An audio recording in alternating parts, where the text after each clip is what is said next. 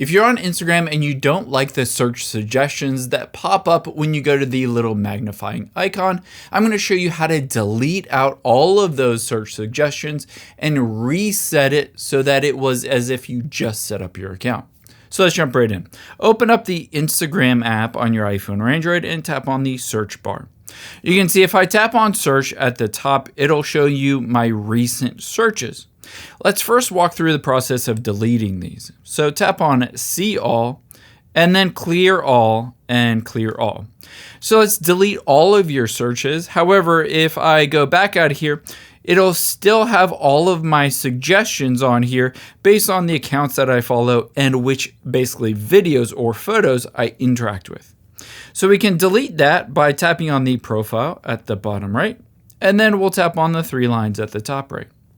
Now this is a brand new feature, but all we need to do is scroll down until we find under what you can see it says Content Preferences. So tap on that.